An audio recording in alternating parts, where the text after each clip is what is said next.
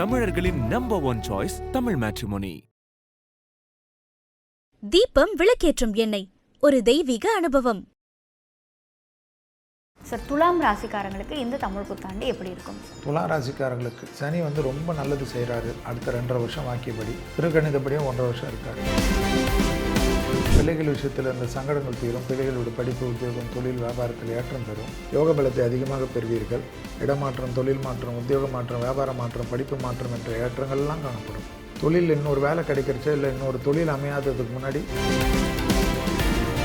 படிப்பு சம்பந்தப்பட்ட விஷயத்தில் காணப்பட்ட இந்த சிக்கல்கள் எல்லாம் தீர்வதும், பெரிய தொழிலதிபர்கள் ஆகிறதும், கூட்டு தொழிலிருந்து தனியாக தொழில் ஆரம்பிக்கிறதும் எல்லாம் ஆரம்பித்தாலும்.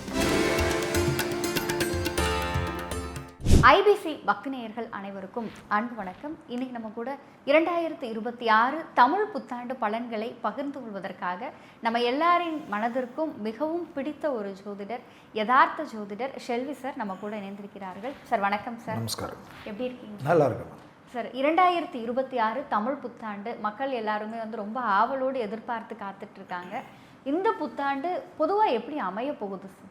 தமிழ் புத்தாண்டுகள் நம்ம முன்னோர்கள் கணிச்சு வச்சுருக்கிறது எப்படின்னா, பிரபவன்ன்றது ஆரம்பித்து அது 1வது, அதுலேருந்து அக்ஷயன்றது 60வது. இப்போ நம்ம பேசின்னு இருக்கிறது விஸ்வாவசு 39வது. இப்போ வரப்போகிறது ஏப்ரல் 14ஆம் தேதியிலேருந்து பரபவ 40வது. இந்த பரபவ முடிஞ்ச பிளவங்கன்னு வரும், அது 41வது. இப்படி 60 வருஷமாக நம்மளுடைய சித்திரை 1ஆம் தேதியிலேருந்து முடித்து பங்குனியோடு முடிக்கிறாங்க. சித்திரை 1 தான் தமிழ் புத்தாண்டாக நம்ம முன்னோர்கள், அதாவது சூரியன் மேஷத்துக்கு வருவது. மற்றபடி நிறைய பஞ்சாங்கங்கள் மாற்றங்கள் உண்டு. ஆனால் நம்மளுடைய தமிழ் பஞ்சாங்கங்கள் சூரியனை மையப்படுத்தி, சூரியன் முதல் ராசியான மேஷத்துக்கு வருவது, அந்த வரக்கூடிய அந்த மேஷத்துக்கு என்றைக்கு சூரியன் உள்ளே நுழைகிறாரோ அதன் பேர் தான் சூரிய ரவி என்று சொல்வார். அந்த சூரிய ரவி என்பது, ரவி என்றால் சூரியன், மேஷத்தில் வரக்கூடிய அந்த கால் வைக்கக்கூடிய அந்த டிகிரியிலிருந்து நம்மளுடைய தமிழ் புத்தாண்டு கணக்கு. அதுபடி பார்த்திங்கன்னா காலையில் ஏப்ரல் 14 காலையில் 8:42 தான் சூரியன் மேஷத்துக்கு வரார். அதனுடைய வாக்கியத்தின்படி அதுதான் பஞ்சாங்கத்தினுடைய குறிப்பு. ஸோ ஒரு வருஷம் பரபவன்றது ஒரு 60 வருடத்திற்கும் 60 பாடல்கள் உண்டு, வெண்பாக்கள். அந்த வருஷத்தினுடைய அந்த இதை சுருக்கி கொடுத்துருப்பார். அதனுடைய தோராயமாக இது வரைக்கும் அந்த வெண்பாக்கள் எப்பொழுதும் 90% இருந்தாலும் அந்த வெண்பாக்களுக்கு நீட்டாக உள்ளே போய் டீட்டெயிலாக ஆளாயிடுச்சு, மேலோட்டமாக பார்க்கக்கூடாது. இப்போ நமக்கு இந்த வருஷத்தில் நீங்கள் பார்த்தீங்கன்னா மாறாக மழை பெய்யுன்றாங்க. மழை பெய்யக்கூடிய சமயத்தில் பெய்யாமல் பருவம் தவறிய மலைகள், வெள்ளக்காடுகள். இப்போ பார்த்திங்கன்னா ஏற்கனவே ஈரானு, அபுதாபி எல்லாம் ஒரே சோகத்தில் இருக்குது. அங்கே வேறு வெள்ள அடி, பாலைவனத்தில் வெள்ளங்கள். இப்போ பெங்களூரில் ஆலங்கட்டி மழை பெய்யுறது, சென்னையில் தமிழ்நாட்டில் ஆலங்கட்டி மழை பெய்யுறது. இயற்கையெல்லாம் மாற்றங்கள் ஏற்படும், நிறைய கஷ்டங்களுக்கு உண்டான அமைப்பு. நான் 2031 வரைக்கும் நான் உங்கள் சேனல்லே நிறைய வாட்டி சொல்லியிருக்கேன், ரொம்பலாம் நல்லதெல்லாம் எதிர்பார்க்காதீங்கன்னு சொன்னேன். அதில் இப்போ சூரியன் இருந்தாலும் நம்ம சனி எங்கே இருக்கார், இப்போ குரு பயிற்சி அடுத்தது மிதுனத்தில் இருக்கக்கூடிய குரு கடகத்தில் உச்சம் பெற்று சனியை பார்த்ததுனால் குரு பார்வையால் வரக்கூடிய ராசிகள் இப்படி மற்றதெல்லாம் அதெல்லாம் வச்சு தான் இந்த தமிழ் புத்தாண்டு. ஏதோ தமிழ் புத்தாண்டுன்னா மேஷத்தில் சூரியன் வரான்னு அதை வச்சு நம்ம சொல்கிறது. ஆக்சுவலாக மந்திரி செவ்வாயாக உள்ளார், அதாவது ஒன்று ராஜா குருவாக இருக்கிறார், அர்காதிபதியாக சந்திரன் இருக்கிறார். இப்படி ஒவ்வொருத்தருக்கும் ஒரு பவர் கொடுத்து அதுதான் இந்த தமிழ் புத்தாண்டுடைய கிரகங்களுடைய அமைப்பு, கிரகங்களுக்கு உண்டான வலிமையெல்லாம் வச்சு நம்ம பார்க்குறோம். செவ்வாய்க்கிழமை வருகிறது, துவாதசி திதி, சதய நட்சத்திரம். ஆக்சுவலாக 14/4/2026 சித்திரை 1. நிறைய மக்களுக்கு ஏற்கனவே மக்கள் ஒன்றுமே செய்யாதவங்க பார்த்திங்கன்னா விஸ்வாவசிலெல்லாம் நிறைய நடக்காது, நல்லதெல்லாம் நடக்காதுன்னு சொல்கிறச்சு நிறைய பேர் எடுத்தோடனே இந்த புத்தாண்டு கூட இப்படி தான் பேசுவீங்களா அப்படின்னா, அப்படி இருக்கிறத நம்ம பேசணும். ஏன்னா முதல்ல இப்படி தான் நம்ம நோய்களால் ஆபத்து வரும்னு நம்ம சொல்கிறச்ச கொரோனா சொன்னியான்னு கேட்டாங்க. அதனால தான் போர் மற்ற விஷயங்கள்லாம் டீட்டெயிலாக ஆராய்ச்சி பண்ணி பஞ்சாங்கத்தின் குறிப்புகள் எடுத்து தான் பேசுகிறோம். நான் அப்போவே விஸ்வாவசிலே சொன்னேன், தலைவர்கள் செய்யக்கூடிய தவறுகளால் மக்கள் கஷ்டப்படுவார்கள்னு சொல்லியிருக்கேன். எடுத்து பாருங்கள், எல்லாமே இருக்குது. ஐபிசி நேயர்களுக்கு இனிய தமிழ் புத்தாண்டு நல்வாழ்த்துக்கள். எல்லா வளத்தையும் எல்லா நலத்தையும் எல்லா வல்ல ஸ்ரீ ராகவேந்தர் உங்களுக்கும் உங்கள் குடும்பத்தினர்களுக்கும் ஐபிசி நிர்வாகத்திற்கும் ஐபிசியுடைய ஆங்கர் மேடம் அவர்களுக்கும் மற்றும் கேமராமேன், ஒளிப்பதிவாளர்கள், டெக்னீஷியன் அனைவர்களுக்கும் என்னுடைய மனமார்ந்த நன்றிகள். ஐபிசி நிர்வாகம் ரெகுலராக எனக்கும் அவர்களுக்கு ஒரு நல்ல தொடர்புனால் நிர்வாகத்தில் இருக்கக்கூடிய அத்தனை தலைவர்களுக்கும் டைரக்டர்களுக்கும் இந்த இனிய தமிழ் புத்தாண்டு நல்வாழ்த்துக்களை சொல்லி போகின்றேன். போர் அப்படிங்கிறது எப்போ முடிவுக்கு வரும்? முடியாது. போர் முடிவு வந்தாலும் போரால் இனி மக்கள் நிறைய கஷ்டப்படுவாங்க. 2031 வரைக்கும் என் கணக்கு. அதனால் மக்களுக்கு நிறைய பிரச்சனைகள் வரும். விலைவாசி தான், விலைவாசி, வேலை வாய்ப்பு, பிரச்சனைகள், தங்க விலை தான் ஏறும். நான் ஏற்கனவே சொல்லிட்டு இருக்கேன். இப்போ தங்கம் குறையும் நிறைய சொல்லிட்டு இருப்பாங்க. சரி, இப்போ கொஞ்சம் ஒரு சில குறைஞ்சிச்சா வாங்கி வைங்க. இப்போயே குறைஞ்சிருக்கு 52,000 ரூபாய் இருக்கிறச்சு நான் சொன்னேன் 24 கேரட்டு தங்க விலையை. ஆனால் இப்பொழுது நான் சொல்வது தான், மக்களுக்கு ஜாக்கிரதையாக இருங்கள். நிறைய பிரச்சனைகள் வரும். கையில் இருக்கிற பணத்தெல்லாம் அதில் போடுறேன் இதில் போடுறேன்னு போட்டு மாட்டிக்காது. கொஞ்சம் வச்சுக்கோங்க.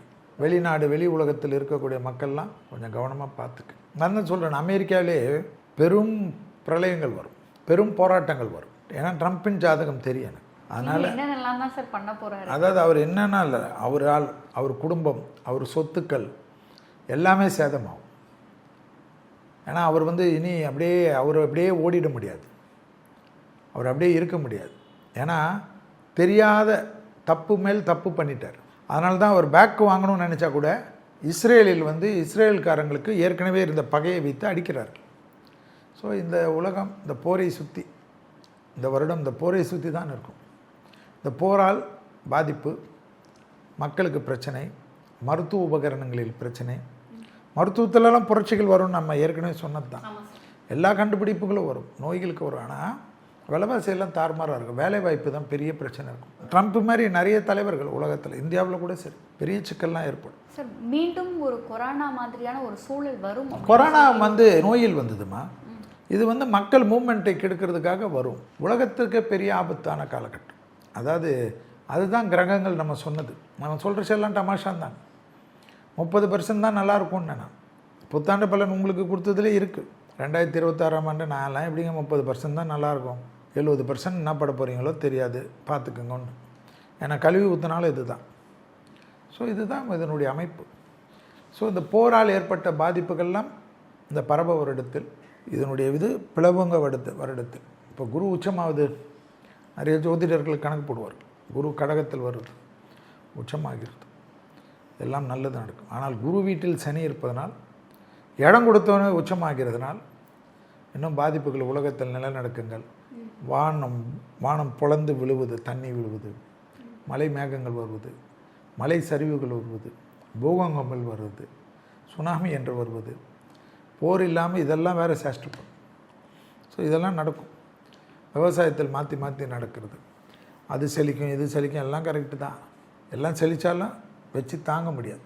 ஆனால் நிறைய விஷயங்கள் நடக்கும். விவசாயத்திலலாம் பெரிய புரட்சிகள், அதெல்லாம் நல்லது நடக்கும். அதெல்லாம் நடக்கிறச்ச பார்த்துக்கலாம். இந்த 2026 தமிழ் புத்தாண்டு காலம் அப்படிங்கிறது உலக பொருளாதாரத்திலையும் தனிநபர் பொருளாதாரத்தையும் மோசமாக இருக்கும்.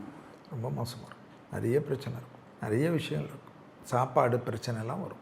நிறைய பேருக்கு நீங்கள்லாம் நம்ம சாப்பிட்றது 3 வேளை சாப்பிட்டது 4 வேளை சாப்பிட்டது, இந்த ஹோட்டலுக்கெல்லாம் தான் நிறைய பிரச்சனை வரும். அதாவது பெரிய லக்ஸரியாக இருந்தவர் சில நாடுகள் மட்டும் இருக்கும். அந்த வளர்ந்த நாடுகள், இப்போ துபாய் இருந்தது, துபாயே நிறைய இப்போது அப்படி ஒரு சொர்க்க பூமியாக இருக்கும்.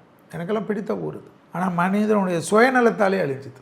இப்போ யாரால் அழிஞ்சுது? ஈரானை அடித்த உடனே ஓகே நீ அமெரிக்காவுக்கு பேஸ் கொடுக்குறியா, ஒன்று அடிக்கிறேன்னு சொல்லிட்டு அடித்தார்கள். எல்லாம் சரி பண்ணலாம். துபாய் இருக்கிறதுல அடி வாங்கினதுல நிறைய சீக்கிரம் ரெடி ஆகணும், துபாய் தான் ரெடி ஆகும். ஆனால் அந்த ரெடி ஆகிற அந்த பீரியட் வரைக்கும் கஷ்டங்கள் அனுபவிக்கணும். பயந்து போய் எல்லா வேலையாட்களும் வெளியூருக்கு போயிடுவாங்கள்ல, அவங்களாம் வரணும்ல, அவங்களாம் வரணும், அவங்களாம் திருப்பி செட்டில் ஆகணும். ஐயோ பயத்தில் எதுக்குப்பா இது மாதிரி பயந்து ஓடணும், கஞ்சி ரசம் குடித்தாலும் அவன் அந்த ஊரில் நல்லா இருக்கலாம்னு யோசிக்கலாம்ல. இதெல்லாம் பார்க்கணும். இப்போ ஊரடங்கு மாதிரியான காலகட்டம் அப்படிங்கிறது வர வாய்ப்பு. அதான் நம்மளோட பிரதமரே சொல்லியிருக்கார் இல்லைங்களா, பிரதமரையே சொல்லணும், அதை யோசிக்கணும். ஒரு பிரதம மந்திரி திட்டமிட்டாமல் செய்வார்கள். இந்த உலகத்தில் ஊரடங்குன்றது தான். இந்த ரேஷன் பொருள்கள், ration, petroleum ration, gas ration, cylinder ration. சந்தோஷமாக நம்ம போய் டீ குடிக்க முடியாது, தோசை போய் சாப்பிட முடியாது. தோசை போட்டால் அந்த கல் சூடப்பட்டுக்கினே இருக்கணும். ஆனால் அதுக்கெல்லாம் மாற்று வரும். இப்போ இது வந்துச்சு கேஸு. ஸோ எலக்ட்ரிக்கல் எல்லாமே கண்டுபிடிப்பார்கள். அடுத்தது எளிய முறையில் நிறைய கண்டுபிடித்திருக்கார்கள். கோயம்புத்தூர்லலாம் நிறைய பேர் இதுக்குன்னு இறங்கி வேலை செய்கிறார்கள். ஸோ இனிமேல் இந்த சூரிய மின்சாரம், இந்த இயற்கை மின்சாரம் இதுக்கெல்லாம் நிறைய டிமாண்ட் ஆரம்பிச்சிடும். சோலாருக்கு தான் இனி வந்து பெரிய வரவேற்பு இருக்கும். சரி, இப்போ இந்த 2026 தமிழ் புத்தாண்டு அப்படிங்கும்போது அதே மாதம் தான் தமிழக அரசியல் களம் அப்படிங்கிறதுமே சூடு பிடிக்குது. தேர்தல் வருது, மே மாதம் முடிவுகள் வெளியாகுது. அப்படிங்கும் பொழுது இந்த தமிழ் புத்தாண்டினுடைய கிரக அமைப்புகள் அரசியல் இல்லை, என் ஒன்று ஞாபகம் வச்சுக்கணும், எனக்கு நிறைய எல்லாருடைய லீடர்ஸுடைய ஜாதகம் தெரியும். அதனால் ஏப்ரல் 14 வரதுக்கு முன்னாடி பங்குனி மாதத்திலே தலைவர்களுக்கு உடல் ரீதியாக அல்லது தலைவர்களுடைய பதவிகளுக்கு பிரச்சனை, தலைவர்களுடைய கோர்ட்டு விஷயங்கள் இதெல்லாம் நீங்கள் நிறைய பார்க்கணும். ஸோ இதை முடிச்சுட்டு சித்திரை வந்த பிறகு தான் அந்த எலெக்ஷன் பற்றியெல்லாம் நம்ம பேச முடியும். ஏப்ரல் 14 இன்னும் நிறைய விஷயம் நடக்கும். ஸோ என்னை பொறுத்த வரைக்கும் புத்தாண்டு பிறந்த பிறகு தான் நீங்கள் வந்து யார் ஜெயிப்பா, இப்போ நிறைய சர்வேலாம் வரலாம். ஆனால் ஏப்ரல் புத்தாண்டுக்குள்ளே அந்த சர்வேக்களில் நிறைய மாற்றங்கள் வரும். எடுத்த சர்வேயெல்லாம் பொய்னாகும், நிறைய அனுதாபங்கள் வரும். உயிர்களுக்கு, தலைவர்களுக்கு விபத்துகள், கஷ்டங்கள், நிறைய உடன் இருப்பவர்கள் செய்யக்கூடிய சதி, நிறைய பேர் கூட்டாளிகள் எல்லாமே இருந்தாலும் அவர்களுக்குள் பிரச்சனைகள், தலைவர்கள் முரண்டு பிடிப்பதால் ஏற்படக்கூடிய பிரச்சனைகள் ஏன் வரும்? பங்குனி மாதம் சனி உடன் சூரியன் மீனத்தில் இருப்பதனால் ஜோதிடர்கள் சொல்லக்கூடிய கணக்குகளை தப்பு பண்ணும். ஜோதிடர்கள் சொல்லக்கூடிய கணக்கில் ஜோதிடர் நின்னா பெரியாளா? கிரகம் ஜெயிக்கும். இந்த சமயத்தில் ஜாக்கிரதையாக இருக்கும், அதில் தான் உஷாராக இருக்கும். அந்த மாதிரி ஒரு கால்குலேஷனில் ஒரு வாட்டி நான் சறுக்கி இருக்கிறேன். அதனால தான் ரொம்ப உஷாராக பேசுகிறேன். ஏன்னா அதனால் கால்குலேஷன் ரொம்ப முக்கியம். கிரகங்கள் சூரியன், செவ்வாய் பலம் வாய்ந்தவர்கள், பகை கிரகங்கள், யுத்த கிரகங்கள், சனி, குரு இவர்கள் வந்து இந்த டைமில் ரொம்ப பார்த்துக்கணும். ஏப்ரல் 14 நிறைய விஷயங்கள் நடக்கும். சிறைக்கு போகிறது, வர்றது, இது வருது, கேஸ் வருது, அதை வருது, பதவி போகிறது, இது வருது, தேக ஆரோக்கியம் கட்டுறது, கூட்டாளிகளுக்குள்ள பிரச்சனை வருது, மக்களுக்கு பாதிப்புகள் வருது. தேர்தல் கரெக்டாக இருக்குதா இல்லை வந்து இந்த போரால் பாதிப்புகள் ஏற்பட்டு, போரினால் பிரச்சனைகள் ஏற்பட்டு, இந்த கிரகங்கள் இந்த தேர்தலை எப்படியாவது சமாளித்து தேர்தல் நடத்தணும். தேர்தல் கமிஷன் வந்து பயந்து செய்யக்கூடிய விஷயம்லாம் நடக்கும். ஏன்னா மக்களுக்கு அவங்க அன்றாட பிரச்சனைகள் வந்துட்டால் தேர்தலில் பற்றி எதுக்கு கவலைப்படப்படுறோம்? ஸோ ஒரு தேர்தல் தள்ளி வைக்கிறதுக்கு ரொம்ப கஷ்டம். ஆனால் அந்த மாதிரி நிலைமையெல்லாம் கொண்டு வரும் கிரகங்கள். பக்கத்து நாடுகளோட பிரச்சனைகள் திடீர்னு அங்கே தான் யுத்தம் நடக்குது, நம்மளாம் நல்லா இருக்கும்னு நினைக்க முடியாது. ஏன்னா எல்லா ஏரியாவும் யுத்த பூமிகளாக. அமெரிக்காவில் அவ்வளோ பிரச்சனைகள் வரும்ன்ற நான். அமெரிக்காவில் ஒரு லீடர்ஸும் மாறுவார்கள், ஒரு மாகாணங்கள். அது அந்த மாகாணங்கள்லாம் சேர்ந்தது தான் அமெரிக்கா. நம்மளது மாதிரி தான். ஆனால் அவர்களுக்குள்ளாக நிறைய முரண்டு பிடிப்பார்கள். நிறைய ஊர்களில் போர்க்குளம் ஏற்படும், நிறைய பிரச்சனைகள் ஏற்படும், அந்த ஊரில் பாதிப்புகள் ஏற்படும்.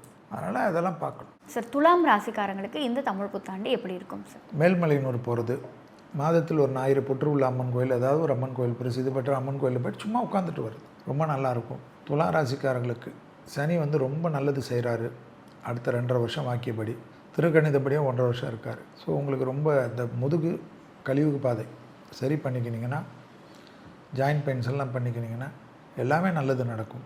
பிள்ளைகள் விஷயத்தில் இந்த சங்கடங்கள் தீரும். பிள்ளைகளோட படிப்பு, உத்தியோகம், தொழில், வியாபாரத்தில் ஏற்றம் பெறும்.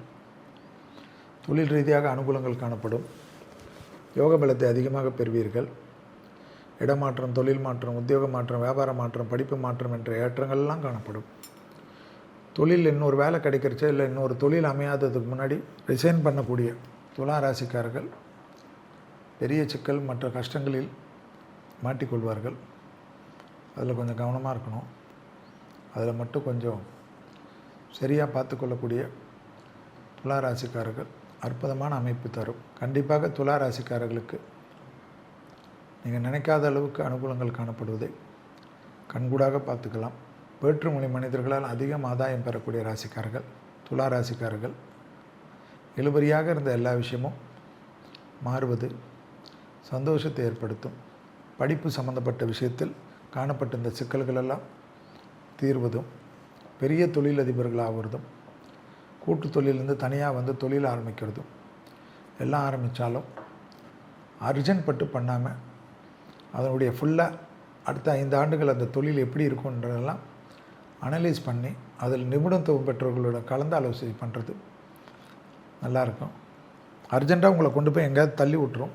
அதில் மட்டும் துளாராசிக்காரர்கள் கொஞ்சம் கவனமாக பார்த்துக்கிறது ரொம்ப ரொம்ப முக்கியம் என்பதை ஞாபகத்தில் வைத்துக்கொண்டால் போதும். பூமேவு ஷண்முக விலாசமும் மீராறு புருவமும் கிரீடமுடியும் பொட்டு நுதலும் கனக குண்டலமும் அருள் மாறி பொழியும் ஈராறு விழியும் மாமேவு செம்பவள வாய்மந்த காசமும் மாலையணியும் கழுத்தும் வாகு கேயூரமும் ஈராறு புயமும் கையும் வடிவேலும் அபயகரமும். தமிழர்களின் number one choice Tamil matrimony. தீபம் விளக்கேற்றும் எண்ணெய் ஒரு தெய்வீக அனுபவம்.